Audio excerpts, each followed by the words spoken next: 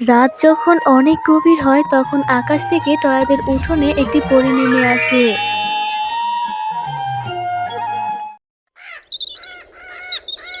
Nail polish আছে, nail polish লাগবে কারো? নেল পলিশ, অনেক রং বেরঙের নেল পলিশ আছে। দিদিরা, বৌদিরা, তোমরা এসো, এদিকে এসো, এসে দেখে যাও শেফা শিয়ালিনী আজ তোমাদের জন্য রং বেরঙের নেল পলিশ এনেছে। এসো এসো। শেফা আন্টি, ও শেফা আন্টি, আজকে তুমি কি কি এনেছো গো? আজকে আমি তোমাদের জন্য এনেছি অনেক ইউনিক ইউনিক নেল পলিশ, অনেক রং বেরঙের কালার আর লিপস্টিকও আছে সাথে। এক একটা নেল পলিশের দাম হচ্ছে 50 টাকা করে। শেফা আন্টি, আমার নেল পলিশ আর লিপস্টিক অনেক বেশি পছন্দ। তার উপর আজকে আবার অনেক ইউনিক ইউনিক কালেকশন নিয়ে এসেছো। আমি যাই আমার মায়ের কাছ থেকে গিয়ে টাকা নিয়ে আসি। আচ্ছা ঠিক আছে, তুমি যাও তাহলে, তোমার মায়ের কাছ থেকে গিয়ে টাকা নিয়ে আসো। আমি এখানেই বসছি, বেশি দেরি করবে না, আমার অন্য জায়গায় যেতে হবে কিন্তু। আচ্ছা ঠিক আছে শেফা আন্টি, তুমি এখানেই কিন্তু বসো, তুমি কোথাও যেও না, আমি এক্ষুনি যাবো আর আসবো। হ্যাঁ হ্যাঁ, তুমি আর সময় নষ্ট করো না, তাড়াতাড়ি যাও, আমি অনেকক্ষণ যাবত তোমার সাথে কথা বলছি, তাড়াতাড়ি গিয়ে টাকা নিয়ে এসো। এবার দেখি আমাদের ক্ষেতের ফলন মাশাআল্লাহ ভালোই হয়েছে, আশা করি আমাদের সংসারটা ভালোভাবেই চলে যাবে। এবার যাই তো এখন মেয়েটাকে খুঁজে দেখি, মেয়েটা যে সারাদিন কোথায় টই টই করে বেড়ায় আর বলতে পারি না। এ কি, টয় তো দেখি এদিকেই আসছে। কি রে টয়া মা, তুই সারাদিন টই টই করে কোথায় ঘুরে বেড়াস? তোকে তো হাতের নাগালেই পাওয়া যায় না রে মা। তা এই ভর দুপুরে আমার জন্য কি সংবাদ নিয়ে এলি রে মা? মা, জানো শেফা আন্টি না আজকে অনেক সুন্দর সুন্দর নেল পলিশ আর লিপস্টিক এনেছে। আমাকে একটা নেল পলিশ কিনে দাও না মা, আমার নেল পলিশ অনেক পছন্দ। শেফা আন্টিকে আমি আম গাছের নিচে বসিয়ে এসেছি, তাড়াতাড়ি আমাকে টাকা দাও, নয়তো শেফা আন্টি চলে যাবে। টয়া মারে, আমার কাছে যে এখন খুব অল্প টাকা আছে রে মা। আমাদের যে ফলনগুলো এবার ফলেছে সেগুলো বিক্রি করার পরে অনেক টাকা হবে আমাদের কাছে, তখন না হয় তুই মন ভরে লিপস্টিক আর নেল পলিশ কিনিস। মা, আমি মন ভরে কিনতে চাই না, আমি একটাই কিনবো মাত্র। আমাকে একটা কেনার জন্যই টাকা দাও। একটা নেল পলিশের দাম মাত্র 50 টাকা। তোকে নিয়ে আর পারলাম না, 50 টাকা তোর কাছে মাত্র?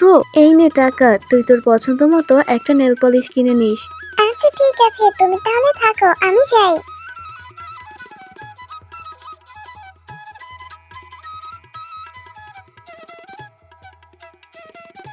শেফা আন্টি, দাও তো দেখি আমাকে সুন্দর দেখে একটা নেল পলিশ। টয়া, তুমি কোন কালারটা নিতে চাও বলো আমাকে।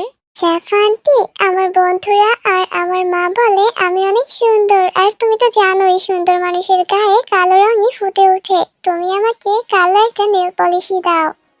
এই নাও টয়া তোমার নেল পলিশ। আর এই নাও আন্টি তোমার 50 টাকা।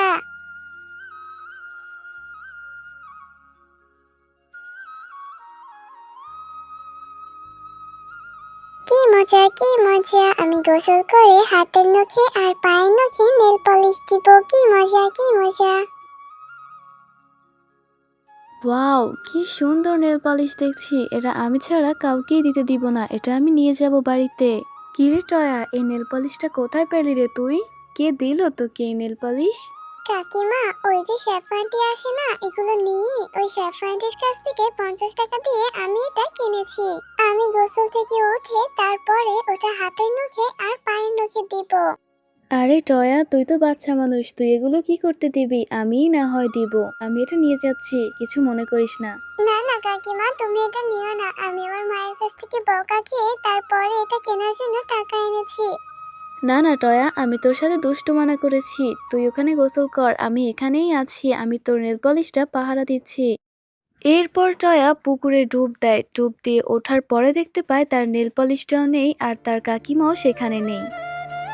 কাকিমা, ও কাকিমা, আমার নেল পলিশটা আমাকে ফিরিয়ে দাও না কাকিমা, আমার মা আমাকে বাড়িতে নিয়ে অনেক মারবে আর অনেক বকবে।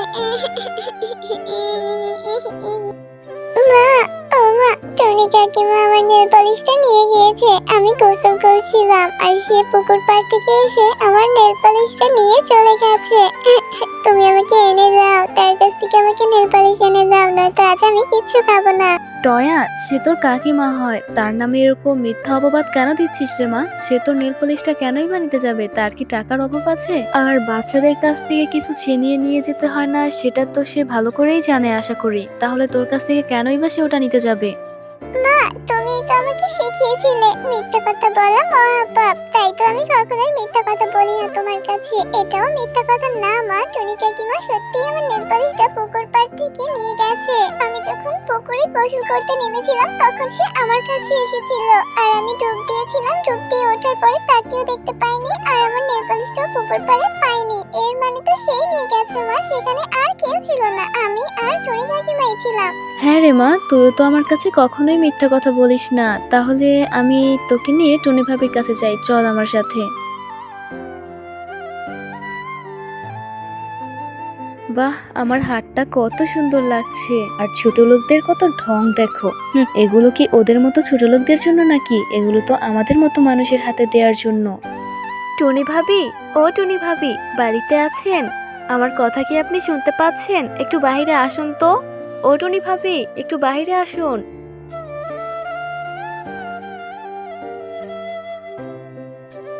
কি হয়েছে রে ঝুমা? কোথাও কি আগুন লেগেছে নাকি রে? আমাকে এভাবে চেঁচিয়ে চেঁচিয়ে ডাকছিস যে? তা ভাবি, আমি যেই কারণে আপনার কাছে এসেছি, আমার মেয়ের নেল পলিশটা আপনি নিয়েছেন, সেই নেল পলিশটা আমার মেয়েকে আপনি ফিরিয়ে দিন।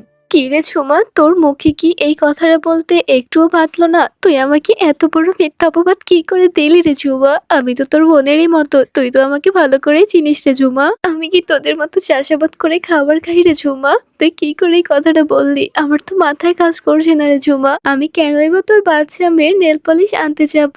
এখান থেকে বেরিয়ে যা তুই। আজ আমি আমার স্বামীর কাছে বিচার দিব। আরে আরে ভাবি, আমার মেয়ে আমাকে কখনোই মিথ্যা কথা বলেনি। আমার মেয়ে আমাকে সবসময় সত্যি কথাই বলে। আর এই কথাটা কিসের জন্যই সে মিথ্যা বলবে বলুন? আর আপনি তার কাকিমা হন, আপনার নামে তো সে মিথ্যা কথা কখনোই বলবে না আমার কাছে। ভাবি, আপনি আপনার কান্না থামান আর আমার মেয়েকে আমার মেয়ের জিনিসটা ফিরিয়ে দিন। আরে আরে ঝুমা, তুই তো সেই তোর কথাই বলে যাচ্ছিস। আমি তোকে বারবার বলছি আমি তোর মেয়ের নেল পলিশ নেইনি। আমার কি স্বামীর টাকা নেই নাকি যে আমি তোর মেয়ের নেল পলিশ নিতে যাব? কি আজব ভাবি, আপনার বয়স ঠিকই বেড়েছে কিন্তু আপনার বুদ্ধির কোনো উন্নতি ঘটেনি। ছোট্ট একটি বাচ্চার হক আপনি কিভাবে নষ্ট করতে পারেন ভাবি? আপনি যদি দুনিয়াতে কাউকে ঠকিয়ে থাকেন তাহলে আখিরাতে আপনি জিততে পারবেন না। আর এখানে তো আপনি একটি বাচ্চার হক মেরে খাচ্ছেন। আপনার ভেতরে কি আল্লাহর একটু ভয়ও নেই ভাবি? ভাবি, আমরা গরিব হতে পারি কিন্তু আল্লাহর রহমতে আমাদের ভেতরে কোনো মিথ্যাচার নেই। আমরা সবসময় সততার সাথেই চলাফেরা করি। আর আমার ছোট্ট মেয়ে কখনোই মিথ্যা কথা বলে না। যাই হোক ভাবি, আসি তাহলে। আপনাকে অনেক কিছু বলে ফেলেছি, কষ্ট নিয়েন না, আমাকে পারলে মাফ করে দিয়েন। হাহাহাহা, বোকা ঝুমা নিজের মেয়ের কথা বিশ্বাস করেও আমাকে ধরতে পারলো না। আর আমার সাথে তো এমনিতেও জিততে পারবে না। আমার কান্নার কাছে সবই হার মানবে। আমি ছোটবেলাও ঝগড়া করে কান্না করেই জিততে আসতাম রে ঝুমা। আমাকে তুই চিনতে ভুল করেছিস। হাহাহাহা, দূর, ওদের সাথে নাটক করতে গিয়ে আমার অযথা সময় নষ্ট হলো। যাই যাই, এখন আমি গিয়ে হাতের নখে আর পায়ের নখে সুন্দর মতো নেল পলিশ লাগাই। টয়া মা, দেখলি তো, শুধু শুধু আমরা মুখ হারিয়ে এলাম। কিসের জন্য গেলাম তার কাছে? সে যদি এখন তার স্বামীর কাছে বিচার দেয় তাহলে তোকে আর আমাকে তার স্বামী অনেক বকবে। আর টয়া, তুই আমাকে একটা সত্যি কথা বল রে মা, আসলেই কি তোর কাকিমা তোর নেল পলিশটা নিয়েছে নাকি তুই অন্য কোথাও হারিয়ে তার নাম দিচ্ছিস? যদি তুই মিথ্যা কথা বলে থাকিস তাহলে আল্লাহ তাআলা তোকে অনেক শাস্তি দিবে। তাই আমি বলছি মা, আমার কাছে সত্যিটা বল। মা, আমি তোমার কাছে কখনোই মিথ্যা কথা বলি না, আর তুমি আমাকে এখন বিশ্বাসই করতে চাচ্ছ না। ওই কাকিমা পুরোটা নাটক করেছে, আমি তোমাকে সত্যি কথা বলছি মা, আমি কখনোই তোমার কাছে মিথ্যা কথা বলি না। আচ্ছা আচ্ছা, ঠিক আছে, তুই আর মন খারাপ করিস না। আমি তোকে বিশ্বাস করি মা। আমি আমার মেয়েকে বিশ্বাস করব না? বিশ্বাস করব কাকে রে? মারে, আমার শরীরটা আজ কেমন যেন খারাপ লাগছে। তুই একটু আমাদের ফুল বাগানে গিয়ে ফুল গাছগুলোতে পানি দিয়ে আয়। গাছগুলো কেমন যেন শুকিয়ে যাচ্ছে, একটু যা রে মা। আচ্ছা মা, ঠিক আছে, তুমি বাড়িতে গিয়ে বিশ্রাম নাও, আমি ফুল বাগানে যাচ্ছি। গাছে তো পানি দেওয়া শেষ হয়ে গিয়েছে, এখন আমি কি করব? আমি আজ বাড়িতেই যাব না, আমার মন খুব খারাপ। আমার শখ করে কেনা নেল পলিশটাও আমার কাছে নেই। আমার কাছে থাকলে আজ আমার হাতের নখ আর পায়ের নখ কতই না সুন্দর লাগতো। দয়া, তুমি ভয় পেও না, আমি গোলাপ রানী। আমি অনেকক্ষণ ধরে দেখতে পাচ্ছি তোমার মন অনেক খারাপ। তোমার কি হয়েছে টয়া? আমাকে বলতে পারো। গোলাপ রানী, তুমি কি জানো তোমার গল্প আমার মা আর আমার দাদু আমাকে অনেক বলেছে। তুমি সত্যিকারেও আছো? হ্যাঁ টয়া, আমি সত্যিই আছি, তাও আবার তোমাদেরই বাগানে। টয়া, এবার তুমি তোমার সমস্যার কথা বলো। তোমার মন খারাপের কারণটা তুমি আমায় বলতে পারো, আমি তোমাকে সাহায্য করতে পারবো। আমি জানি না ফুল, তুমি আমার মনের কষ্ট দূর করতে পারবে কিনা, কিন্তু তবুও আমি তোমার কাছে বলছি আমার মন খারাপের কারণ। এরপর টয়া তার মন খারাপের সমস্ত কারণ গোলাপ রানীকে বলে। ও, এইটুকু কারণে তুমি এত মন খারাপ করে আছো? তুমি আর মন খারাপ করে থেকো না টয়া। এই নাও টয়া, এই ছোট্ট গোলাপটিকে তুমি তোমাদের উঠোনে রোপণ করে দিও। এরপর আগামীকাল সকালেই দেখতে পাবে বিশাল এক নীল পলিশের গাছ। গোলাপ রানী, তুমি আমার সাথে মজা করছো? এটা তুমি আমাকে বললেই তো পারো। শুধু শুধু মিথ্যা আশা কেন আমাকে দিচ্ছ? এই ছোট্ট একটি গোলাপ থেকে আগামীকাল সকালে কি করে নেল পলিশের গাছ হবে? আর নেল পলিশের কোনো গাছ হয় নাকি? টয়া, আমি কোনো সাধারণ ফুল নই, আমি গোলাপ রানী। এই পুরো বাগানের মধ্যে আমারই এই শক্তি আছে। টয়া, আমাকে তুমি বিশ্বাস করতে পারো। আর যদি আগামীকাল সকালে তুমি নেল পলিশের গাছ সহ নেল পলিশ দেখতে না পাও, তাহলে তুমি এই বাগানে এসে আমাকে উপড়ে ফেলো। আচ্ছা গোলাপ রানী, আমি তোমার শর্তে রাজি। এরপর টয়া সেই ফুলটি নিয়ে গোলাপ রানীর কথা মতো তাদের উঠোনে রোপণ করে দেয় এবং তার মাকে সবকিছু খুলে বলে। টয়া, মারে, আমি তোকে নেল পলিশ আবারও কিনে দিব। এরকম পাগলামি তুই আর করিস না, চল ঘরে চল, সন্ধ্যা হয়ে গিয়েছে। এরপর টয়া তার মায়ের সাথে আর কোনো কথা না বলে তার মায়ের সাথে ঘরে চলে যায়। রাত যখন অনেক গভীর হয় তখন আকাশ থেকে টয়াদের উঠোনে একটি পরী নেমে আসে।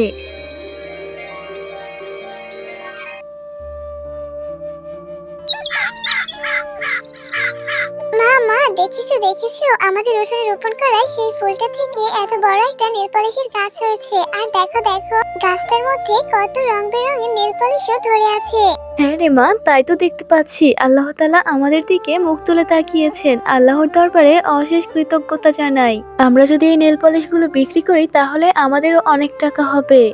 পরের দিন রাতে টয়া ও তার মা যখন ঘুমাচ্ছিল তখন চুপি চুপি টুনি শিয়ালিনী তাদের সেই নেল পলিশের গাছ থেকে নেল পলিশ চুরি করার জন্য চলে আসে। ঝুমা তো দেখি ভালোই ইনকাম করছে নেল পলিশ বিক্রি করে। আজ আমি এই সবগুলো নেল পলিশ চুরি করে নিয়ে যাব, এরপরে আমিও এগুলো বিক্রি করব। এই কথা বলে টুনি শিয়ালিনী যখন গাছের দিকে এগোতে যায় তখনই অলৌকিকভাবে টুনি শিয়ালিনীর মৃত্যু হয়ে যায়। কোনো মিথ্যাবাদী ও লোভী ব্যক্তি এই গাছে হাত দিতে পারে না, তাহলেই তার মৃত্যু অনিবার্য। আর বোকা টুনি শিয়ালিনী লোভ করে নিজের জীবনটাই হারালো। মা মা, দেখো দেখো, টুনি কাকিমা এখানে মরে পড়ে আছে। আমি তোমাকে এটা বলতে ভুলে গিয়েছিলাম, সেই গোলাপ রানী আমাকে বলেছিল। জয়া, মনে রেখো, সেই গাছটিকে যদি কোনো অসৎ ব্যক্তি ছুঁয়ে দেয় বা কোনো চোরে তাকায় তাহলেই তার মৃত্যু অনিবার্য। এর মানে টুনি কাকিমা অসৎ ছিল আর এই গাছটির দিকে কোন নজরে তাকিয়েছিল, তাই সে মরে গেছে। হ্যাঁ রে মা, আমি এখন বুঝতে পারছি। আর বন্ধুরা, তোমরা কি বুঝতে পেরেছো? অতি লোভে তাতি নষ্ট। আর অসৎ ব্যক্তিকে আল্লাহ কখনো পছন্দ করে না। তাই আমাদের সবসময় সত্যবাদী ও সৎ থাকতে হবে বাচ্চারা। আর তোমাদের সবার জন্য একটা বিনোদন অপেক্ষা করছে।